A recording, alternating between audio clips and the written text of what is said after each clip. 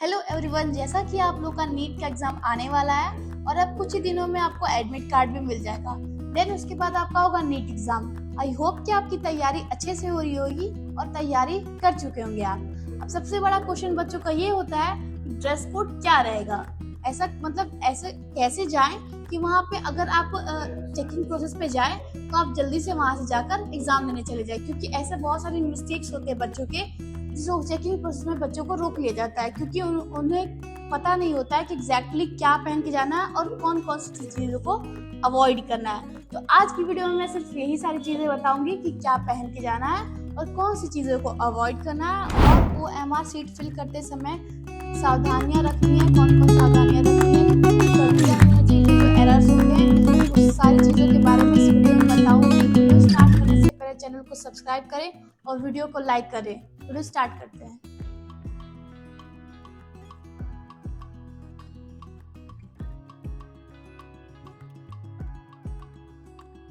सबसे पहला पॉइंट आपका है हैवी ड्रेस। हैवी ड्रेस नहीं अलाउड होता है नीट एग्जाम में। मतलब कि हैवी ड्रेस में जो आपके लॉन्ग टी शर्ट्स आ जाते हैं, फ्रॉक्स वगैरह आ जाते हैं, ये सारी चीज़ें नहीं अलाउड है। आपको बिल्कुल सिंपल सा यहाँ तक कि टी शर्ट पहनी है, वो बॉयज़ गर्ल्स दोनों के लिए, जिस पे ज़्यादा डिज़ाइन ना बनी हो, बिल्कुल सिंपल सा टी शर्ट होना चाहिए।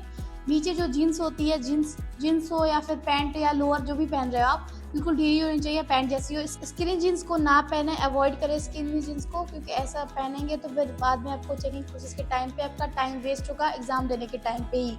ठीक है, अब आ जाते हैं शूज़ पे। शूज़ स्लीपर्स पे आ जाते हैं। आपको शूज़ नहीं पहन के जाना है, शूज़ अलाउड नहीं है। आपको सिंपल सा स्लीपर पहना है जिसमें आपके फुट दिखाई दे, आपकी पैर की सारी उंगलियां पैर दिखाई दे, ताकि चेकिंग प्रोसेस में जाए तो अच्छे से चेकिंग हो जाए, उसके बाद आप आगे चले जाए अपना पेपर देने। ठीक है, और शूज़ पहनेंगे तो फिर शूज़ में आपको क्या होगा, टाइम वेस्ट होगा। इससे तो बेटर है कि आप स्लीपर पहनो, सिंपल सा, बिल्कुल सिंपल सा स्लीपर पहनो, और सॉक्स भी ना पहने। ठीक है, ऑर्नामेंट्स एंड ज्वेलरी। अब इसमें क्या आ जाता है, इसमें आपके घड़ी भी आ जाते हैं, ब्रेसलेट आ जाते हैं, ईयरिंग आ जाते हैं, नोज रिंग आ जाते हैं, और नेकलेस आ जाते हैं, बहुत सारी चीज़ें आ जाती हैं। बच्चे एग्जाम देने टाइम में ये सारी चीज़ें, लड़कियाँ स्पेशली अपने नोज रिंग, ईयरिंग और गले में पेंडेंट, ये सारी चीज़ें पहन के चली जाती हैं। फिर बाद में क्या होता है, चेकिंग के टाइम पे इधर उधर गायब ना होने का डर हो, इससे पहले कि आप घर पे ही अपनी सारी चीज़ों को निकाल कर जाएँ। चेकिंग के टाइम पे आपका टाइम भी वेस्ट होगा साथ ही साथ, और फिर आपका एक डर भी रहेगा कि आपका इधर उधर सामान ना हो जाए। उससे बेटर है कि आप ये सारी चीज़ें ना पहने। और बॉयज़ के लिए, गर्ल्स के लिए, दोनों के लिए वॉचेस ना पहने, वॉच नहीं अलाउड है आपके लिए। Hair clips and rubber bands, ये क्या होता है, लड़कियां और लड़के स्पेशली जब एग्जाम देने चाहे कहीं भी जाते हो तो कई सारी क्लिप्स लगा लेते हो, रबर बैंड लगा लेते हो आप लोग, हेयर बैंड लगा लेते हो। ये सारी चीज़ें नहीं अलाउ हैं, ये सारी चीज़ें को अवॉइड करिएगा। और आप ये जो लड़कियां आजकल पफ बना देती है, हेयर स्टाइल बना के चली जाती हैं, ये सारी चीज़ें नहीं अलाउ हैं। ये सारी चीज़ें करेंगे तो बाद में आपका बाल खुलवा कर चेक कराया जाएगा, उससे टाइम वेस्ट होगा। तो ये सारी चीज़ों को अवॉइड करना है। ओके, अगर लड़की का बाल लंबा है तो पॉइंट टेल कर ले, बिल्कुल सिंपल सा, क्योंकि चेकिंग टाइम पे कभी कभी किसी सेंटर्स पे ऐसा होता है कि बाल को ओपन करवा दिया जाता है। उसके लिए आप पहले से salwar suit and region dress, जैसा कि क्या होता है कि कई सारे घर में स्पेशली जो मुस्लिम कम्युनिटी के जो लोग होते हैं उनके घर में हिजाब पहना जाता है और सलवार सूट भी पहना जाता है। तो उन लोग में क्या होता है कि मतलब कि सलवार सूट ही अलाउ होता है, दूसरा जो टी शर्ट लोअर नहीं अलाउ होता है। तो उन लोग के लिए भी एनटीए ने अलाउ किया कि वो सलवार सूट पहन सकती है। बिल्कुल सिंपल सा सलवार सूट सिलवाइएगा, और जो दुपट्टा भी पहन के जाइए आप। ऐसा नहीं है कि नहीं पहन के जाना है, पहन के जाइए, सेंटर तक जाइए, थोड़ा पहले पहुंचिए ताकि वहाँ पे आपकी अच्छी से चेकिंग हो जाए, और जो आपका दुपट्टा है शायद से सेंटर के टाइम पे आपके दुपट्टे को निकलवाया जाए, क्योंकि उस टाइम पे ऐसा होता है ना कि आपको दुपट्टा भी अलाउ नहीं होता है। और सिख में क्या होता है, सिख कम्युनिटी के जो लोग होते हैं वो पगड़ी पहनते हैं, तो उन लोग कम्युनिटी पगड़ी वाले लोग और हिजाब वाले लोग, उन लोगों को 12 साढ़े 12 बजे तक वहाँ पे पहुँचना होता है, ताकि वहाँ पे जो चेकिंग प्रोसेस हो रही है उसमें वो अच्छे से पास हो जाए और अपने एग्ज़ाम देने पहुँच जाए। आपका जो एग्ज़ाम होगा वो 5 मई को होने वाला है, जो 2 बजे से स्टार्ट होगा, 5:30 बजे पे ख़त्म हो जाएगा। यानी 3 घंटे 20 मिनट का आपका पेपर होगा। आपको सेंटर पे 1 से 1.5 घंटे पहले पहुंच जाना, ताकि आपको जो चेकिंग प्रोसेस होगा उसमें आप जल्दी से फाइनल करके अपना पेपर देने चले जाएं। लेट नहीं करना है आपको, बिल्कुल भी इस चीज़ का ध्यान देना है टाइम का।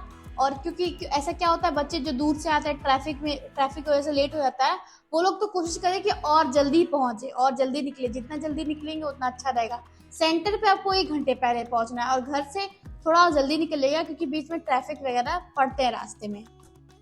और जैसे कि मैंने बताया सेंटर पे आपको 1 से 1.5 घंटे पहले पहुंचना है। और दूसरे कम्युनिटी के जो बच्चे हैं, मुस्लिम कम्युनिटी के और सिख कम्युनिटी के, जो पगड़ी को और हिजाब को जो वियर करते हैं, वो लोग के लिए भी अलग टाइम है, जो 12 साढ़े 12 बजे से पहले तक पहुंच जाए वो, ताकि उनका चेकिंग प्रोसेस जल्दी हो जाए। ठीक है, इनके लिए भी टाइम है।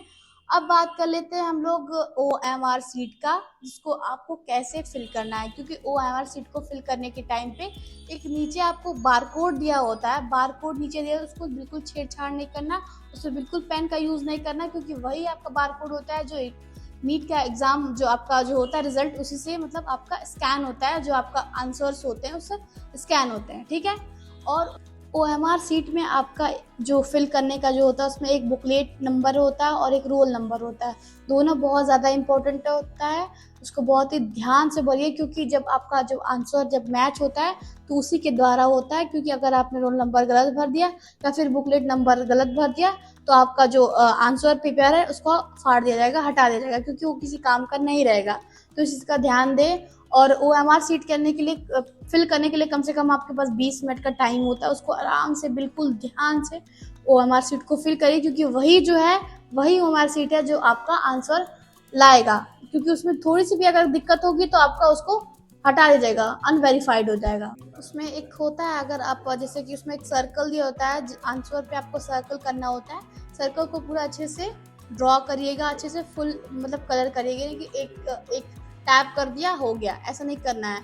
अगर मान लीजिए आपका आंसर बी है तो आपने ए कर दिया, उसके बाद बी कट करके बी कर दिया, तो ऐसा अगर डबल अटैम्प्ट होगा तो आपका जो होगा एरर हो जाएगा, मतलब नो मार्क्स रहेगा उस पर। ठीक है, तो इस चीज़ का ध्यान दें। और वाइटनर का भी यूज़ ना करके, ऐसा क्या होता है बहुत सारे बच्चे होते हैं वाइटनर का यूज़ कर देते हैं, तो वाइटनर का भी यूज़ नहीं करना। अगर गलत हो गया तो गलत, अगर 2 अटैम्प्ट कर दिए तो 0 मार्क्स, उसका कोई मतलब नहीं है, वो अनवेरीफाइड हो जाता है, उसका कोई मतलब नहीं है।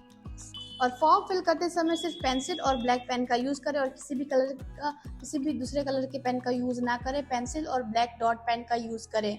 ओके, आज के लिए बस इतना ही। अगर आपके माइंड में कोई और क्वेरी आ रही है, कोई और क्वेश्चन है, तो कमेंट सेक्शन में कमेंट कर सकते हैं। आज के लिए बस इतना ही, फिर मैं मिलूंगी आपको नेक्स्ट वीडियो में। तब तक के लिए बाय।